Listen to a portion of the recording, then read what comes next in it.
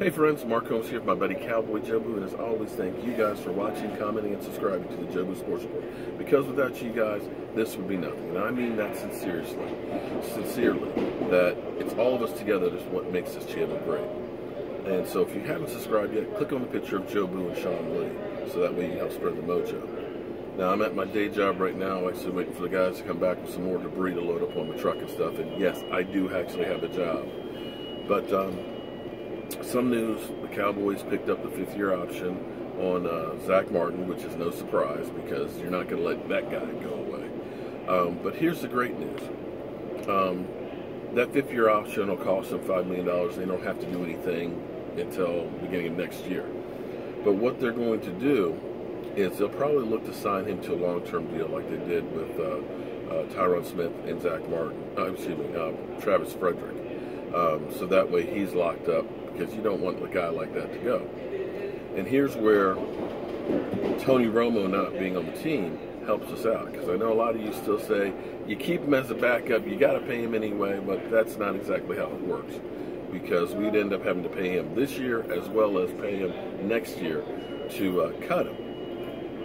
But we're basically getting $14 million in cap relief, because Tony Romo was slated to have $24 million cap hit.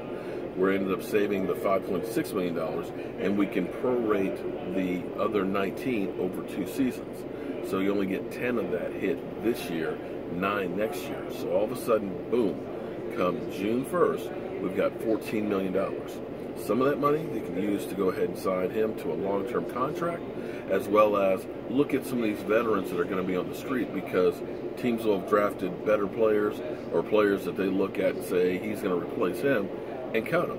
So that's kind of the second wave of free agency that we're going to be able to get into and finally have some money to work with it. And you may see a guy like Morris get cut as well. You know, it's another $1.5 million that they'll end up saving as well, since they signed Darren McFadden. Now, the thing I find funny is people are so quick to try and get that gotcha moment, or to tell you how wrong you are. Because I said yesterday in a video about happy OTA days, because it was the beginning of OTAs, and had somebody out there say, no, it's not, you don't know what you're talking about. Well, look, here's the deal. Yesterday is the first official day that players can meet with the staff, the trainers, strength coaches and things like that, and start working out. Guys like Stephen Pia can finally get used to working with the staff and get their first experience with the team. Now, that doesn't mean that the players haven't been able to use the facilities, because they actually have been, and some guys have been working out for as long as a month. But it has been on an unofficial basis. They can't go talk to the coaches. They can't work with the strength trainers and things like that. So guys have been there rehabbing, but now it's official where the players can start meeting with coaches. So this is phase 1. Phase 2 will be when they're able to actually start going out and doing practice stuff with the offense together, with defense together, but not against each other. Phase 3 is in May, when they're actually able to do 7-on-7 offense versus defense. So this is the beginning of the off-season work officially. So if you want to say I'm wrong, well, they're not on the practice field running routes and stuff against the offense-defense, so it's not an official practice.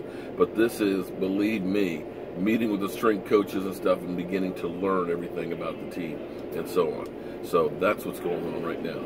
And that's about it. We're a little over a week and a couple of days from the draft, and I can't be any more excited than I am right now to get going with that. So that's it, and I've got some work to do.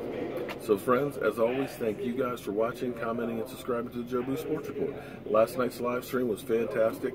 I hope you guys liked the set. I'm constantly trying to improve and upgrade and bring it to a whole nother level.